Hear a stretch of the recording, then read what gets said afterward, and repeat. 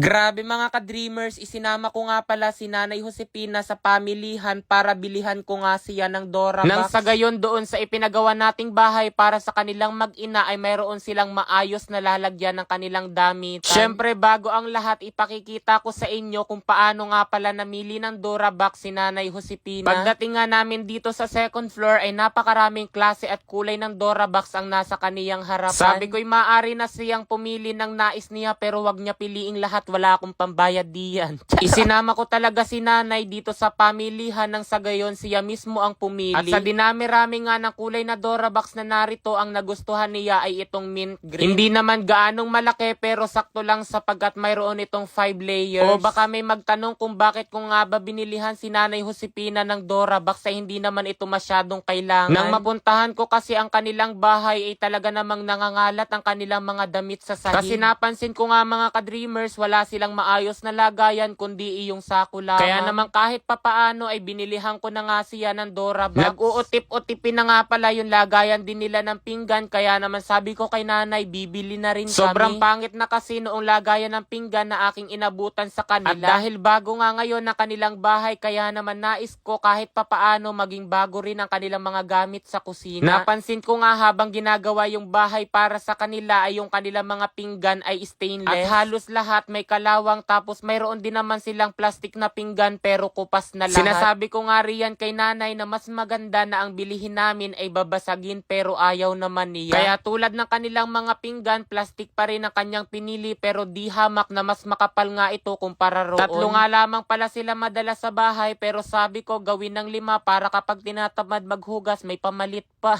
Tapos 2 mangkok na maaaring paglagyan ng kanilang ulam kapag kakain. Kasunod naman ay pumunta kami rito sa bahagi kung nasaan ang baso pero ayaw nga niya talaga ng babasagin at dito siya pumatak sa plastic. Ewan ko ba rito kay Nanay, ayaw niya talaga noong babasagin kahit na pinipilit ko siya na yun na nga ang piliin. Pero this time ako na talaga ang masusunod mga ka-dreamers kasi ang sabi ko hindi pwedeng plastic yung kanilang kakapihan. Abay nagkamali ako mga ka-dreamers, akala ko ako na ang masusunod pero ang nangyari yung gusto pa rin niya. Kaya naisip ko dahil si Nanay Josefina ay makulit, ikaw magbayad niyan lahat. Charot. Ayan na nga, para walang gulo, kumuha na kami rito ng 3 piraso noong tasa na kanyang nagustuhan. Wala rin nga pala sila mga ka-dreamers maayos na lagayan ng kape at asukal, kaya naman pinapili ko na rin siya. Wala rin nga pala sila roon pitchel, kaya naman pinapili ko na si Nanay rito kung alin ang kanyang gusto. Kasi hindi na nga sila niyan gumagamit noon mga ka-dreamers dahil nung naabutan ko ang pinaka water jug nila ay yung 1.5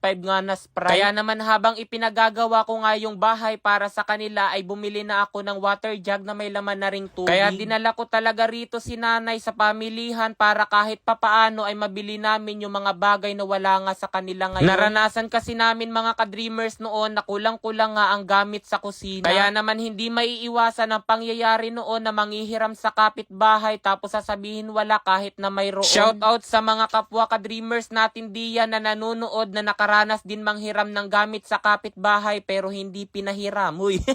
Kaya naman kahit papaano para hindi na iyon maranasan ni Nanay ay binilihan na natin siya rito ng mga gamit sa kusina. Pinapili ko na rin siya rito ng kutsara. Ay hala, hanggang dito na lamang muna mga ka-dreamers. Bye-bye!